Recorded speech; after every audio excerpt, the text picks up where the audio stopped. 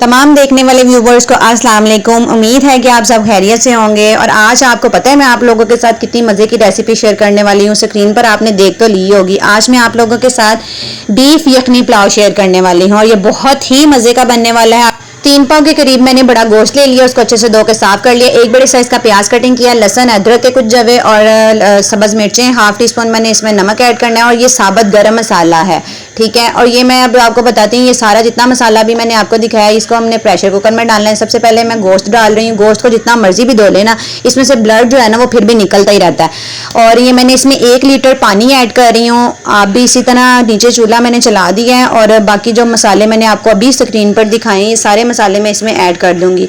गोश्त जो है वो हमने अच्छे से गलाना है। उसको अच्छे से गलाने के लिए मैंने आधा घंटा जो है वो तेज थोड़ी सी आंच रखनी है चूल्हे की, और बाकी जो 15 मिनट होंगे वो प्रेशर चलता होगा, लेकिन आंच मैंने हल्की रखनी है ताकि अच्छी तरह से जो है ना वो यखनी हमारी ना उसका जायका टेस्ट आ जाए।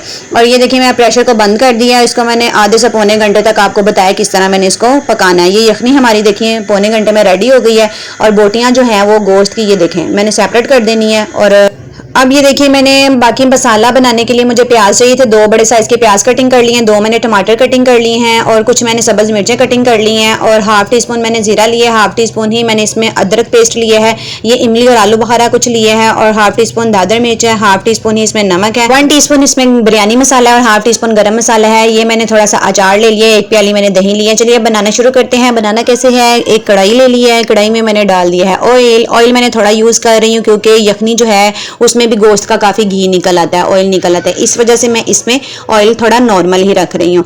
प्याज डालने के बाद मैं इसको अच्छे से मिक्स कर लूंगी। और इस बकरा ईद पे तो अल्लाह बहुत गर्मी है, पता नहीं क्या बनने वाला है औरतों का किचन में। चलें क्या करें, मजबूरी है, करना पड़ता है। जब पेट लगा हुआ है खाना है तो फिर पकाना भी है और औरतों ने ही पकाना है। और ये देखिए मैंने जो अदरक का पेस्ट था वो और साबुत जीरा जो था वो डाल दिया है। ज्यादा मैंने कलर नहीं दिया प्याज को और थोड़ा सा नॉर्मल कलर होने पर ही मैंने उसमें अदरक और जीरा डाल दिया। अब मैंने इसको कलर देना है। ये देखिए लाइट ब्राउन होने के बाद मैंने इसमें जो अपना गोश्त गला के रखा हुआ था वो इसमें ऐड कर दिया। इसको भी मैं इसी ऑयल में हल्का सा फ्राई करूंगी, भून लूंगी।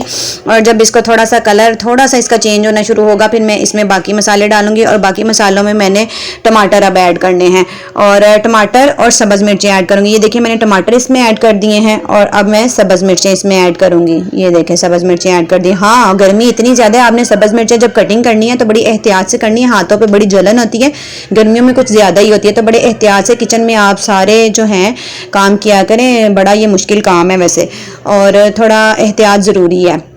और ये देखिए मैंने डालने के बाद इसमें थोड़ा सा मैंने जो है यखनी थोड़ी सी डाली थी ताकि ये टमाटर सॉफ्ट हो जाए और मसाला अच्छी तरह जो है ना मैं अपना फ्राई कर लूँ। और बाकी जो मसाले मेरे पास थे इमली आलू बुखारा और जो था मैंने अचार यूज़ किया है।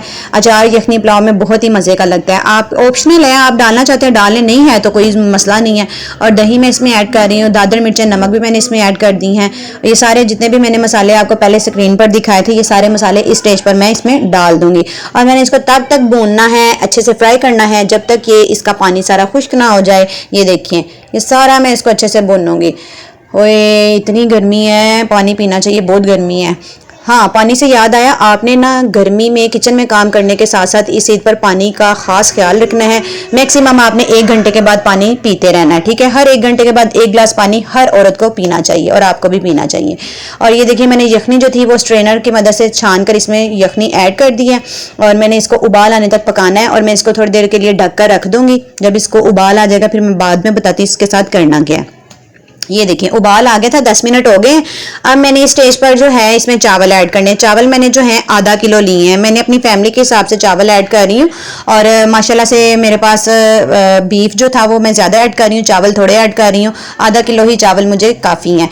और आप अपने हिसाब से क्वान्टिटी बढ़ा दीजिए, अपनी फैमिली को देखते हुए आप इसी तरीके से बनाएं चावल और क्वान्टिटी बढ़ा दें हर मसाले की। चावल में हमने ज़्यादा चम्मच नहीं चलाना। मैंने इसको डांप दिया है 5 मिनट के लिए। 5 मिनट तक पानी खुश्क हो गया था, हल्का सा इसमें पानी अभी रह गया है और मैं इसलिए रखा कि चावल जो है ना उसको अच्छे से दम आ जाएगा। इसको मैंने 10 मिनट के लिए दम पर रख देना है चावलों को। कोई मैं इसमें ज़र्दा कलर नहीं डाल रही, कुछ भी नहीं डाल रही। माशाल्लाह से खुद ही यखनी पुलाव का इतना खूबसूरत कलर आ गया है पुलाव का, तो मैं क्यों इसमें ज़र्दा कलर ऐड करूँ। और ये देखिए अब इस स्टेज पर मैंने इसको दम लगा देना है और दम मैंने 10 मिनट तक लगाना है, ठीक है। और ये देखिए हल्का सा पानी भी नज़र आता है, दम मैं लगा दिया है और 10 मिनट तक मैं इसको दम लगाऊंगी। 10 मिनट के बाद देखिएगा हमारे चावल जो हैं वो ऑलमोस्ट रेडी हो गए होंगे। एकदम से ढकना मत उठाया करें ताकि आप भाप जो है वो आपके हाथों पे ना पड़े, गर्मी बहुत ज़्यादा, इसलिए थोड़ा स्टे देकर फिर ढकना उठाया करें। और ये देखिए चावल जो है माशाल्लाह से हमारे रेडी हो गए हैं, नरम हो गए थे। अब मैं इसको प्लेट में निकाल रही हूँ सर्विंग करने के लिए। ये देखिए मैं प्लेट में चावल ऐड कर रही हूँ और बहुत ही मज़े की खुशबू आ रही है। आपको मेरी ये वीडियो पसंद आए तो आपने मेरे चैनल को सब्सक्राइब, लाइक और शेयर कर देना है और बेल आइकन के बटन को ऑन करना है ताकि मेरी हर नई आने वाली वीडियो आपको मिल जाए और आप एक फैमिली की तरह मेरे साथ जुड़े रहिएगा और इंजॉय करें। आप भी बनाएं इस तरह के चावल। अल्लाह हाफिज़।